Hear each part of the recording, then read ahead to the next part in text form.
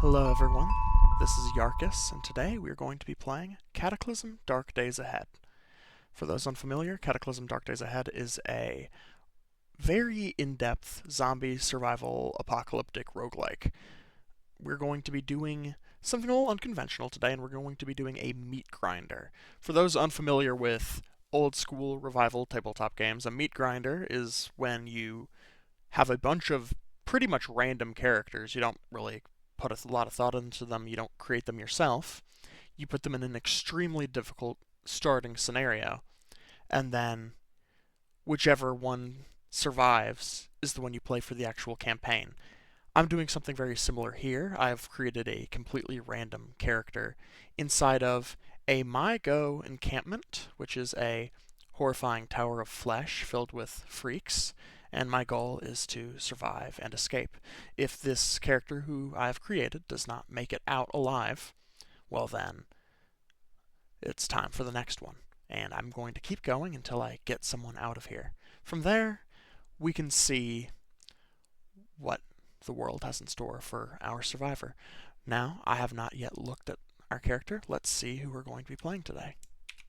Alright, we have Tanza. She is a female captive. She is stronger than average, of average intelligence, but she lacks dexterity and perception. She is an astonishing 6'6" at 36 years old. Skill-wise, she has a bit of proficiency in unarmed combat, and she can dodge moderately well. She knows about handguns and rifles. She can cook and do basic science, and she's athletic with skill in devices. She also has just a tad bit of social skill. Now, when we get to the traits, that's when it gets interesting. We have obviously basic appearance things, such as gray eyes, long, messy pink hair, and a dark brown skin tone. She is a cannibal with good memory. She's a gourmand. She's indefatigable. She's a masochist, and she has night vision. So she actually has some very good stats here. It really does make you wonder what she was doing before the Cataclysm, before she was captured by the Migo and found herself in this Tower of Flesh. Cannibal Gourmand is quite the interesting combination. A real appreciator of human flesh. So, with the intro being, you have found yourself in the most alien place you've ever seen. The hot, humid air and the organic appearance of the structure makes you feel like you're trapped inside a giant creature. Whatever it is, you need to get out of here before they find you. Now, Tanza does not actually know who they are, but she is aware that something terrible has put her here. So she's going to be making her way out of here. Now, looking around, some resin floor. It's a kind of a disgusting mixture of gunk. It is actually quicker to move on, it looks like, than normal ground. It has a move cost of 50. That makes me twice as fast. That's very interesting, and that might just cancel out the movement penalty of having no shoes. We have a glowing tendril that gives light. That's useful, even with our night vision. We've got slimy pods, which I don't really want to mess with. Organ pods as well, human organs and some sort of preservative goo. A wafting sea anemone, I'm unaware of its purpose. A gaping tube that appears to be expelling vile-smelling gas. I don't think that's good for our health, so Tanza is really going to want to get the hell out of here. First thing we're going to do, make sure safe mode is on, so I just turned it off.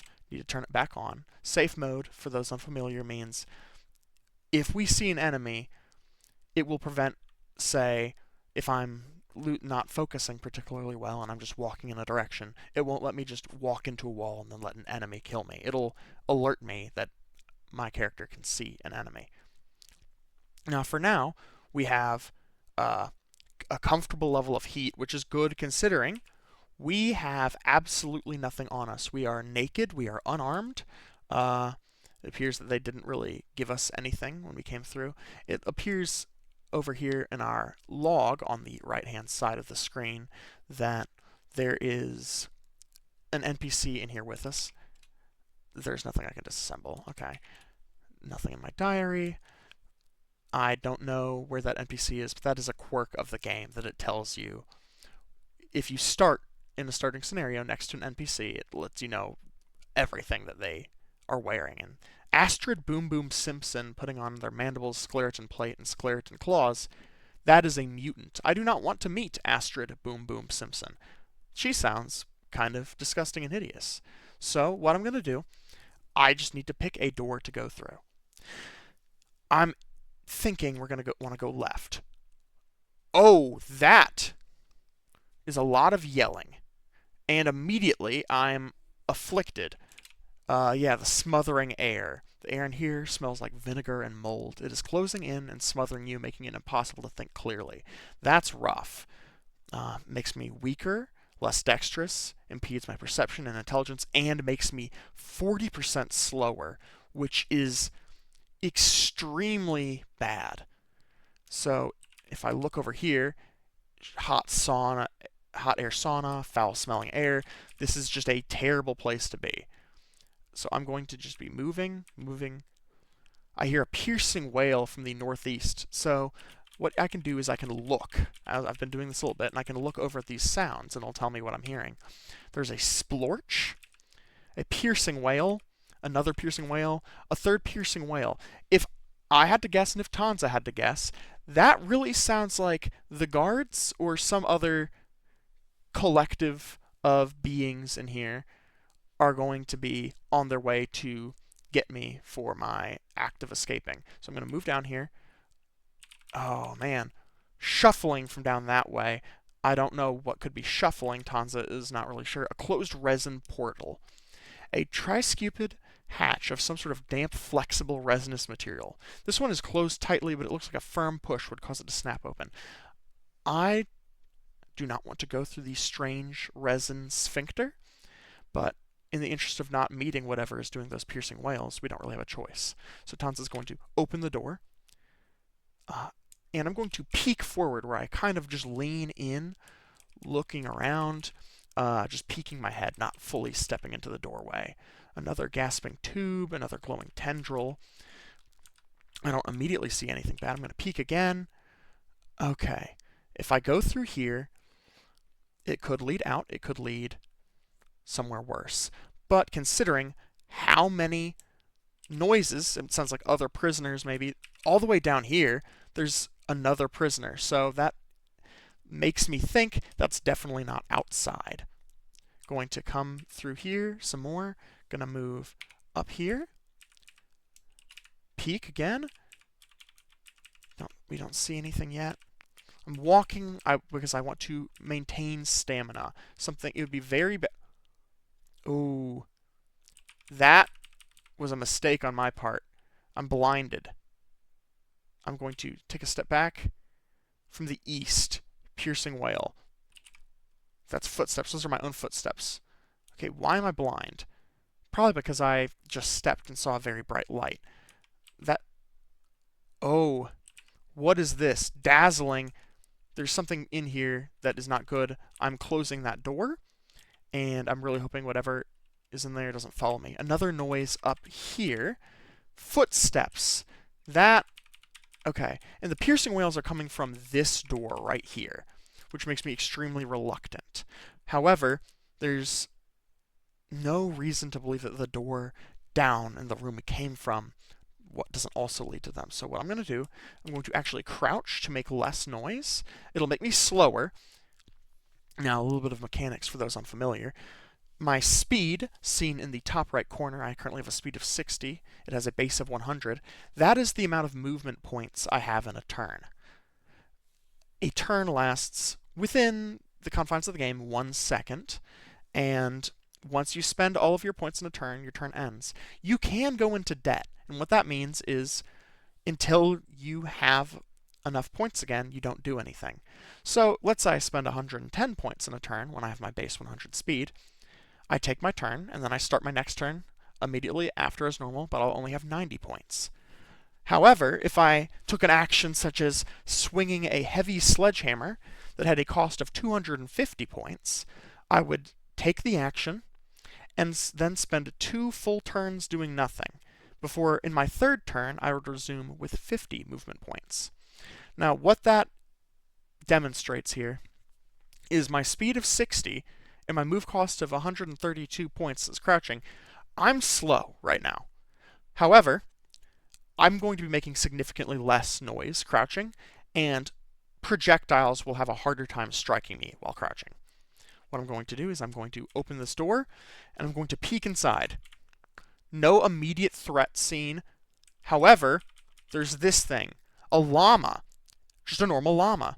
A big and woolly herbivore domesticated by the Andean cultures of South America. Llamas and their kin are distant relatives to camels and adapted to mountain environments. This llama is not in good health. It is dazed, and it is also suffering from the foul air. Now, what's interesting, I did not know llamas were in the game. That is news to me. Now, it is by some resin cages, some heavy-duty honeycomb. I am not at all confident in my ability to break through that, especially with my bare hands. So, what I'm going to do, I'm going to peek again, just to be sure. Peek. Oh, there's a sound. Footsteps. Oh! Alright, what we have here. That. Okay. A MyGo Scout. This slender MyGo is a little smaller than most others of its kind. It is a weird oblong thing attached to the center of its body with some sort of diaphragm or membrane on the end. The thing seems like an integral part of the MyGo's body, and all its appendages are supporting it to prevent swaying. It is hostile. It can see our current location is much faster than us. Now, very first thing I'm going to do, I'm going to switch to running instead of walking.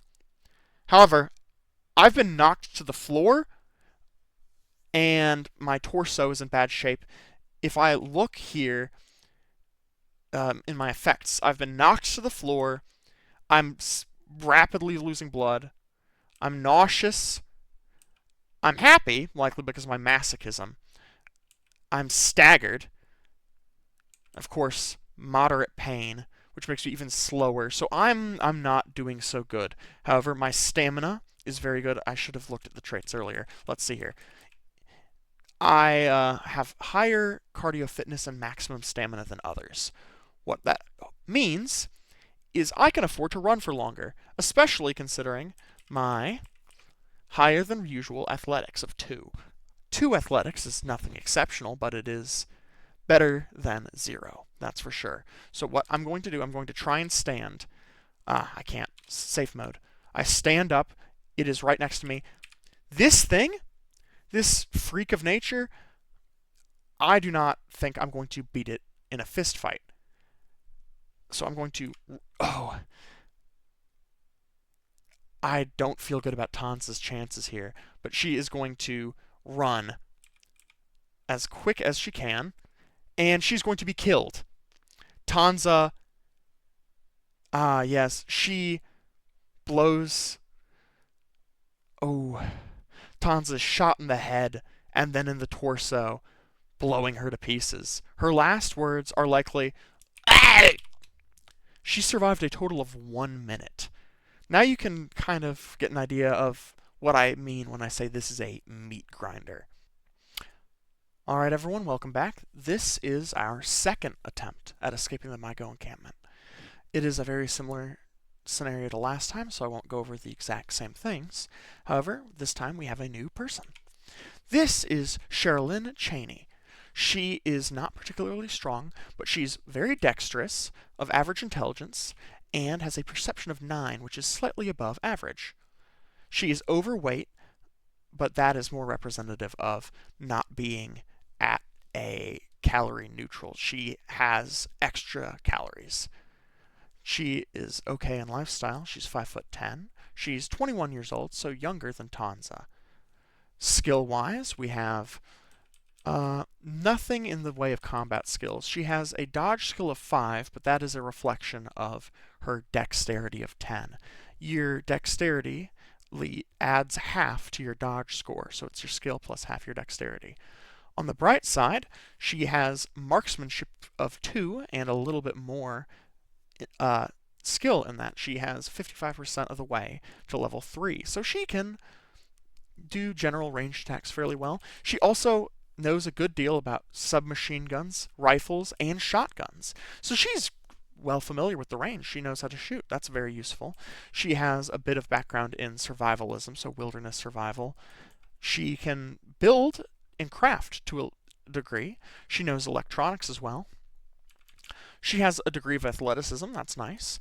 She knows computers, healthcare, and she's very social. She's a social woman. Now, what's very interesting, aside from her amber eyes, her black mullet, and her bronze skill tone, is her traits. She has a killer drive. She derives enjoyment from killing things. She has that craving inside of her to end life. And on top of that, she's quick. She's 10% faster than the average person, and that is going to be a major boon. Unfortunately, she's disorganized. When she's getting things out of containers, so like from a backpack, a chest on the floor, her pockets, she's going to be 10% slower, which means a 10% movement cost increase. And that's really rough, especially when drawing from holsters. Now, Sherilyn over here, she thinks to herself, just one more death, one more kill, and then you'd be right. She has that hunger. So even in this unknown place, in this bad circumstance, she's a little excited. She's ready. So what we're going to do is we're going to assess her surroundings. A resin cage right here. Maybe nothing, honestly, nothing on that end is really relevant. We can't get past it. We do have some things on the floor. Fetid goop. Now, what is fetid goop? A foul-smelling goop. It is a disgusting texture and a powerful smell that overwhelms every other smell around it. I can use it to mask our scent. Now that is very useful, and Sherilyn, with her general aggressive demeanor and her knowledge of survival, she's going to be going for that immediately. Knowledge that the world that we live in now, after the sky broke open, after what led her to this tower of flesh, things, oh, well, I made a little bit of a mistake there. Something has electrocuted me. Sherilyn is going to look over. She hears footsteps, lots of footsteps from the left. She's in bad pain. Minimal, it says, but any pain in here is bad news. The smothering air is really pushing at her, the pain, her lack of shoes, the ground hurts on her feet. Throw up heavily, most likely, yes. It would be the nausea, the smothering air. Oh, and the fetid goop actually has a very intense negative effect. Her survival knowledge was good, but apparently not good enough to do the test of whether or not the substance is toxic. That is going to be rough, but she is going to continue. Those violent tendencies are really what's going to give her the ability to really push forward. I mean, a normal person would have laid down and died, but she's more the type to stand up and kill. Peeking through, there's nothing. More noises. Footsteps. Footsteps, there's definitely something in here with us. Moving around. Oh, this is a dead end. Oh, no. Another resin portal. Stepping forward, opening it, peeking through. Nothing quite yet. Twitching frond. Okay, that's some sort of electrical trap. Yeah, oh. I'm going to wait a few turns for that to go away. I'm going to peek again. A glowing tendril. A gaping tube. Ooh, this is not a good place to be. I'm going to wait again for that electricity to dissipate, and I'm going to step, step, step. Open, peek,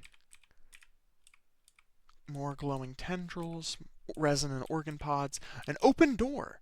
We like to see that. Oh, as soon as I stop peeking, footsteps. This is not a great scenario for Sherilyn. There's not a whole lot of, yeah, ooh, shot in the chest again. Sherilyn She's quick, she's killer drive. She's going to take the fight to the Mygo, and she's going to be shot in the torso and blown to pieces by this creature. Once again, not a lot someone with no equipment and heavily poisoned can do against a creature like this. We're going to be switching to our next contestant in the meat grinder. And welcome back. This is our third attempt to escape the disgusting Tower of Flesh. This time we are working with Elmer Laundry. Now, Elmer is a big departure from the last characters we've had. He has a strength of 11, which is, while not truly groundbreaking, significantly greater than that of the average person. He does pay for that with a little bit of a worse than average dexterity, but he's of average intelligence and average perception. He's 6'7" and 27 years old. Looking at his skills, he is good with bashing weapons. If he gets something from a rock or a stick to a bat or a hammer, he can beat the ever-loving shit out of his opponents. He also has, unfortunately, lower than average dodging. He has no skill in it, and he's not particularly quick on his feet with his dexterity. However, he's familiar with marksmanship. He knows how to throw things well. He's got a good arm. He is skilled enough with handguns, and he knows launchers as well. He knows a bit about fabrication, and he's a skilled tailor. Likely where the last name Landry, not Laundry as I previously thought, came from. And of course he knows a good deal about computers, and he is a proficient enough driver. Now if we look over at his traits, he has amber eyes, a handlebar mustache, a blonde mullet, and a bronze skin tone. His traits are all positive. He's addiction resistant. He is way better at avoiding becoming addicted to substances, which could very much come in handy in the future. He needs less sleep than the average person. He is a pack mule, so he can retrieve things from containers at 10% less action point cost or movement point cost. And he has a weak scent. Now, proficiency-wise, he is proficient with garment closures, skilled knitting, and stretch fabric. So if he can get access to some fabric, combining that with his tailoring skill, he could likely make some clothing items, which will be very useful considering we're naked, maybe even some sorts of cloth armor. Now, poor Elmer Landry does not have any weapons or clothing, just as is the case for our previous contestants in this meat grinder. So what we're going to do, immediately, of course, going to be hearing things from the north, footsteps. We're going to, throw up and slip on our own vomit. This is a bad day for Elmer. Elmer is just going to make a break for it, and Elmer, he sees outside. And it is snowy. It is snowy and cold. There's ash on the ground. He's going to step forward, peek out again. We can't really see anything but snowy fields. However, what he can do is pick up a rock. Is he in good condition? No. Is he armed well? No.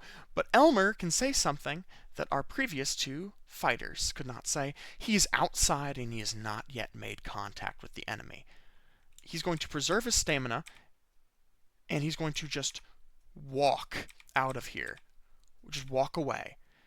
No, even though it is winter, early morning in the winter even, he is not that cold because, as we saw with our previous characters, this Tower of Flesh, this Mygo encampment, was swelteringly hot, and that is going to carry over with us for a little bit. Looking around, we're just going to walk. We're just going to walk. That's the only real option we have. We're going to walk west. We don't have enough information about what we can see. Now, I guess he can look for it on the horizon. Looking around, what he can kind of see in the general distance, you can see the Mygo encampment and another part of the Mygo encampment. He could hear people. He knew there were other people inside this location. And he likely really wants to go and get them and help them escape. But he is not in the position to do that right now. Looking around, he sees forest, he sees swampland. Far, far in the distance, back to the east, he sees a radio tower. That's civilization. That's his best, likely only chance of survival, considering he is completely naked. So what he's going to go back, he's going to return this way, walking down, and he's going to start walking. From the east, you hear tikali li, tikali li, tikali li. There's something unpleasant to the east, so I'm going to make some distance south. Turkeys! Okay, here's items that he can see. A few shell casings, flaking rocks, bird litter, frozen, a newspaper page. He doesn't have time for that. Frozen acorns, more casing, rocks, a frozen pool of water, and he can see turkeys. It's surreal to just see normal birds after waking up in that sweltering hell. He doesn't really have time for turkeys. He's going to move, continuing rightwards. He just sees a few more normal birds. He climbs and stumbles. The dead. They're far off, a bloated creature, with its gray skin swollen to a near rupture with putrid gas. This cyst-covered zombie looks like it could violently burst under the slightest of disturbances. Then a pupating zombie. This human corpse is wrapped in sticky black fibers that cover everything from the neck down. Beneath the wrapping, there is a strange, rhythmic movement, grotesque to behold, and a boomer glutton, a large, grotesque ball of flesh and fat. Seemingly vestigial limbs flop around haphazardly as it rolls across the ground. You occasionally catch a glimpse of its bulging eyes and a distended, gaping maw oozing some sort of black sludge. Poor Elmer, when he was captured, when he woke up, I think poor Elmer is not actually aware that the world has ended. Looking closer this direction, he sees folding tables, a canvas wall, there's some sort of tent over here. He sees the boomer glutton, some sort of destroyed corpse, more of these freaks looking. He's going to look in the distance. It's a mass grave. He's stumbled upon a mass grave. Elmer's going to make his way right back and down again. He needs to make it to that radio tower, but he can't dare get any closer. And he feels himself getting colder and colder. Frostbite is on its way for poor Elmer, but he will not give up. He escaped the flesh tower, a skeletal zombie. Now what is that?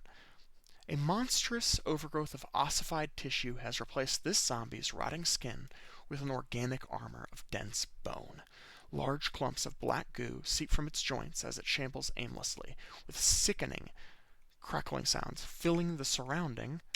Now, how do I examine this creature further? Because we need to see that end of that description. If I look over here manually, sickening, crackling sounds filling the surrounding air. And interestingly enough, if you examine a creature, you get a little bit more detail about it. We know that it's medium in size, similar to that of a human being. It is a zombie and a human, meaning it is a zombified creature derived from a human being. It can hear and see. In a fight, it can grab, and it has a head. That information is not particularly useful right now, but when we have access to weapons, it tells us a little bit more. Right now, though, Elmer is not in a position to fight. He's going to, again, stick to the right. More zombies, a hazmat zombie now, completely encased in protective suit that completely failed to protect it from whatever sort of infection is ravaging the world. It can't bite you from inside the suit. Elmer is not an idiot. He knows zombie movies, and after waking up in a tower of quivering flesh, he knows enough not to discount anything anymore. Screecher zombies, fat zombies. A fat zombie is what it sounds like, an overweight human just sloshing with decay. and a Screecher zombie, a thin corpse, its chest swollen in what appears to be preparation. A thick black ooze drips from its open mouth. Nothing that I want to tangle with, nothing Elmer wants to tangle with, and even a zombie soldier, which bodes very poorly in Elmer's mind for the state of the rest of the world. Once a soldier, it is dressed head to toe in combat gear and carries itself rather steadily for a zombie. Elmer does not have time for that horse shit. He sees a stick on the ground. Looking at the stick, it is a decent melee weapon. Okay. It is slow to attack with, but it does 14 damage. It is a bonus to hit. It can block attacks as well. It doesn't conduct electricity. Now, that does make sense for wood. Now, Elmer's going to compare that to the rock, which has 7 damage and a -1 to hit, but it is quicker with 71 moves per attack. Elmer is definitely going to want to wield the stick. He's going to drop his rock on the ground, and he's going to continue. Ooh, more monsters. A giant wasp also up there. This is a very bad day to be Elmer. He's going to continue his southeastern movement. More giant wasps directly ahead. He needs to move further down. He wants to get to the point where he can't see them, because oh, it's moving this direction. It is moving this direction. It is ignoring me. So, hopefully that means, even if it does see me, it won't have an issue with me. And then a wasp that is also huge, the size of a large cat, searching for smaller prey. So the creature doesn't look like it's concerned with me right now. I bet you. Okay, there's a horde here. 2 hordes, a small horde and a large horde. This radio tower is my only salvation.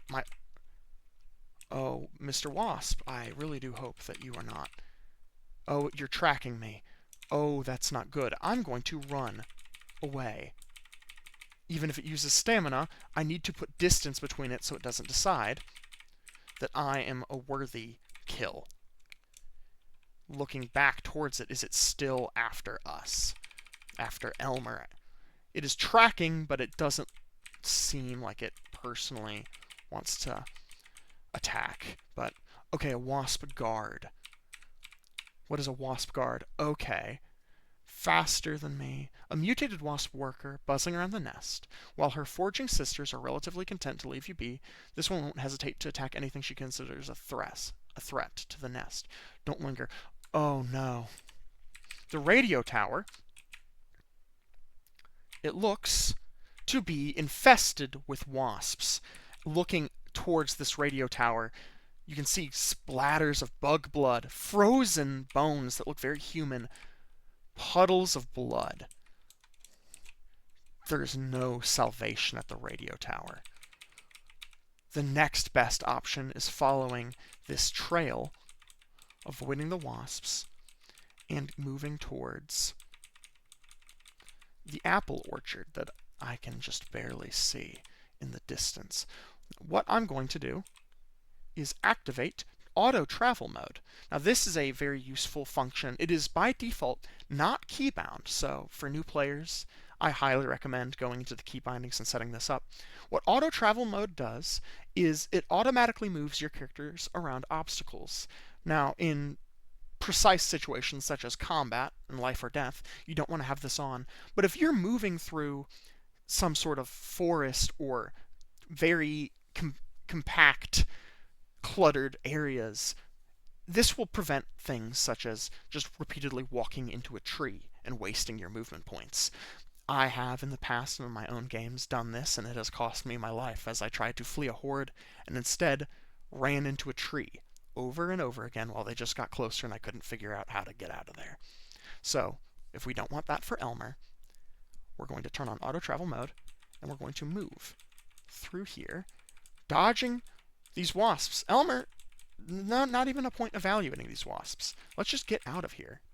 More wasps. So many wasps everywhere. We're going to be going down this way, through here, and trying to make it to the orchard, because the hope is that the orchard will have some sort of building in it.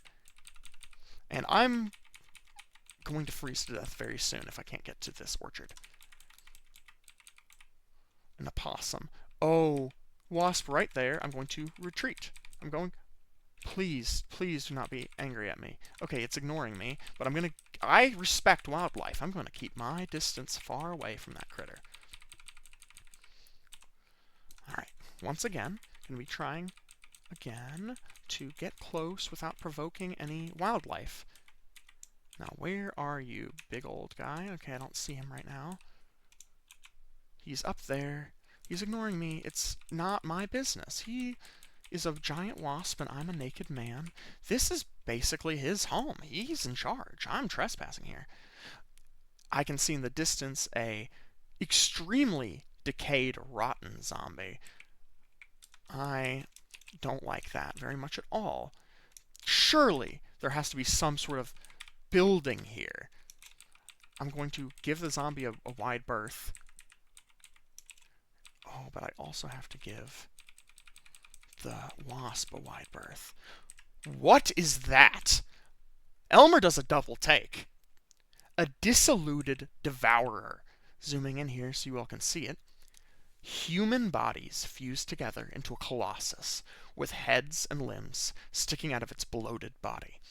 The nature of the thing makes it difficult to estimate how close it is to dying, and its capabilities might change if it manages to assimilate more zombies into itself. We're just going to walk away. When in doubt, just leave. That is the best Cataclysm tip I can possibly give a new player. If you don't absolutely need to fight something, just walk away. Oh.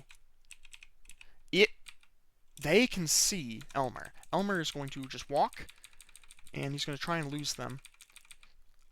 He's going to start running to lose them. He's looking back. It can no longer see us, so we're just going to want to... Okay, we lost it by running. Its vision isn't that great. I did see a building up there, and I see a road. Yes, there's an orchard processing anything to get out of this cold so we do not freeze to death. I'm going to turn off auto travel and make sure safe mode is on. I'm going to follow the road up here. I really don't want to freeze to death. I really don't want to freeze to death. And I really hope there's nothing hostile and mobile currently occupying. Okay, the decayed zombie, it still can't see me. I'm going to go around a vehicle. That is a car. Up and around, up and around. Closer, closer. Okay. It doesn't... It's an luxury electric coupe. Decayed zombie still cannot see us. It's too far away. Its eyes are probably not in the best condition. Getting into the car. It doesn't have an engine! That's unfortunate. What do we have access to? A trail guide, frozen mineral water, a telescoping umbrella. What's in the back? A funnel, a lug wrench, wheels, scissor jack, a toolbox. We can't carry that right now, but that's useful. A steel chain. Okay. Indoors. We climb in through the window. Cash register. A barrel. Food, maybe? No, empty. An empty safe. Okay, here's a plastic rake. Oh, there's an oven. We need something to start a fire with, but we could start a fire inside that oven. Here's a smoking rack. It's empty of charcoal. We have a chance here. This is good. There's another building down there. We're going to go out and around because we don't want to risk anything. First, though, we're going to grab this crate. Too weak. Guess we're going to try and break our way through. Okay. Nails and planks. This could damage what's inside the crate, but we need to try. A wooden barrel, not useful. Okay, Elmer. You survived. You can do this. Decayed zombie again. At this point, I'll just have to kill it if it comes close. Please, please, please. Do not close the door behind us. Evaluate this entire location before we relax. Matches! Drop the stick. Search the building. Okay, a flashlight. Nothing matters compared to matches. What that means is we can get a fire going. We can get a fire going. I'm going to come right back in here. Drop the matchbook on the floor for now. And what we're going to do is we can haul everything here. So I'm going to enable auto haul and just grab all these items and bring them down to this oven right here. Then we're going to open Advanced Inventory Manager and move things from our position into this here oven. Okay, we can't fit the entire barrel in the oven, but what we can do is matchbook, start a fire. And I'm going to wait here for a second. It is going to smoke, unfortunately, which isn't going to be great for us. But it looks like it's at least confined to the appliances. Am I warming up? Let's see. Oh, I am warming up. My mouth is really cold. That's not good, but I'm warming up. It is still going to smoke, but that's okay. We need whatever we can get. We're going to step out here. Here's a steel chain. A steel chain is a significantly better weapon than I was aware of. It does good damage at 26. It is unfortunately slow to use at 141, and it has a 2-hit penalty, but it is better than nothing. First, though, let me go put my matches down here, and then we're going to go evaluate the rest of... Oh. Let's make it down here again. Surely there is some sort of food or something in here. Frozen ibuprofen. Climb the ladder, check up here. Bee balm. Harvestable. Chalmonil. Gravel. Bee balm. Is it edible? No. Poor Elmer does not know anything about bee balm. Is this time? It's all frozen too.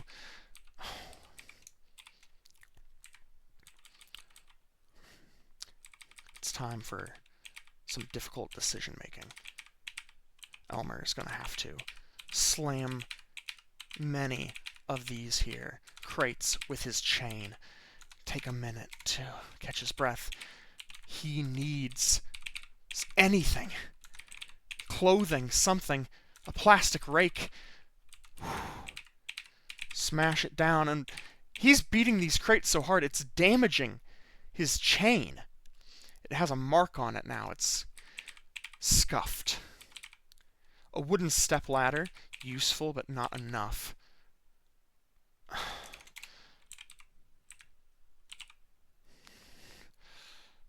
Cordage rope, wooden barrels. 3-liter glass jars. All things that are somewhat useful, but are not enough. Craft items.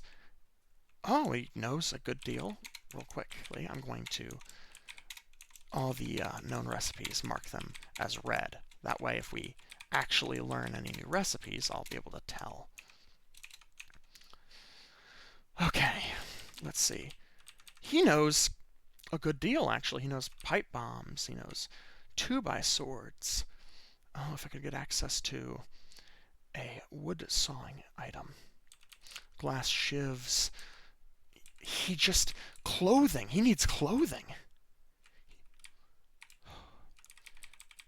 He must seriously consider the unthinkable.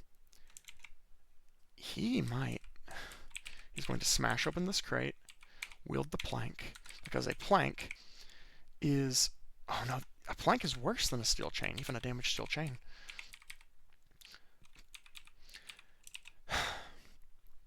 He's going to have to go for it. He's going to fight the zombie.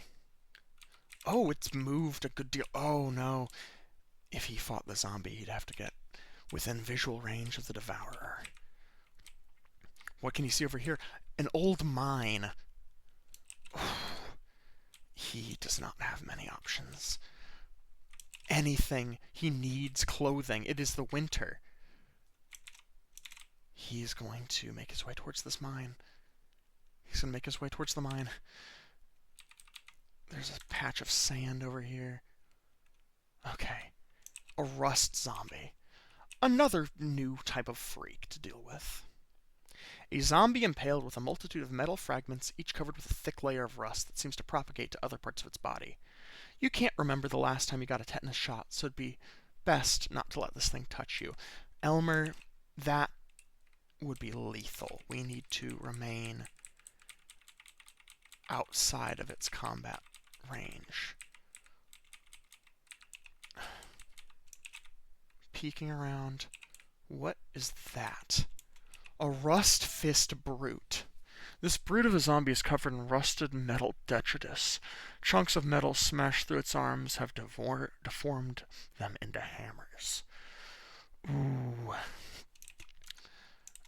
Poor Elmer. He's gonna... And the shuffling on the inside. At this point, that is pretty much guaranteed to be the dead. Oh. Wait. Oh. Just go around. Just go around. More! Map-wise. Okay, parking lot. Is there anything in the parking lot that can help us? A foot crank? A newspaper page? A hand pump? An engine? A wheel? Okay, what we're going to do is we're just going to come up and around. That is so many dead. We're going to just... Only one of them, luckily, is out, but it is a rust zombie. We're going to try and contend with it. Just going to gotta pull it away from its buddies. Elmer fights for his life. He hits it in the head for 23 damage. That is a good majority of its health, but it has a grab on us. We're going to try and break the grab. We break free of the grab. That's good. Going to swing again. I whack it for 13 damage. It does claw at our right leg. We have minor bleeding on the right leg. That could be badly infected. It's covered in rust, but we're going to do what we have to do. I'm going to whack it again. We hit it for 23 damage, but we gain muscle cramps as our muscles start to convulse. Oh. Strike it again. We're bitten on the right leg. I really like sitting on our right leg. Strike it one more time. But we're not in good shape. Check the body. Does it have anything? Anything that we could wear? It's all filthy, but we need something. We need anything. Wear the dirty underwear. Wear the cheerleader tank top. Wear the boots. Wear the safety glasses. Wear the work shirt for more warmth. Wear the pants. Wear the helmet. We're barely any warmer than we were previously, and we still have nowhere to go. Just move. Move, move, move. Get out of here. We know zombies are moving frantically in the other end. We're in such poor health. A bus. A boomer up ahead near the bus. At this point, we need to get inside something. Get inside. My mistake. Okay, they're going to be distracted by the vehicle. Or maybe not. Just keep walking. A my go. A crack in amoebic mold. Down. Elmer. He's walking for his life because he knows if he runs, he'll just die tired. He's got a break line of sight, but he's gaining... He might be free. Next area. He can see a small pond and burnt ground. Just keep going south, Elmer. Just keep running. You're equipped, even if you have... Oh, it looks like the convulsions have stopped. Maybe he will get over the tetanus. But he's still wounded. A shady zombie. Where is that? Inside.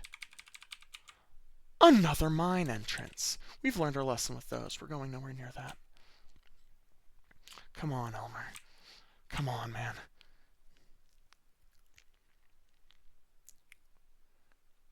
Blue jays. Another orchard. This is a land of orchards and mines. This one, a pig. A living pig. It is just out in the pond. Okay. A large wasp, but foxes, this is okay. We're good. Food and drink. I will eat 3 frozen peppermint patties. Oh, a festering boar. A zombie pig. Okay, it doesn't see us yet, but that does mean this place is not, anyway, safe. I'm going to pick up the toolbox. I'm going to put my chain in my inventory. Oh, hiking backpack, of course. Wear that. Hopefully the festering boar has not noticed. We kind of just have to assume it hasn't, because... Survival kit box. Flint and steel pocket survival guide. Grab that. Grab that right now.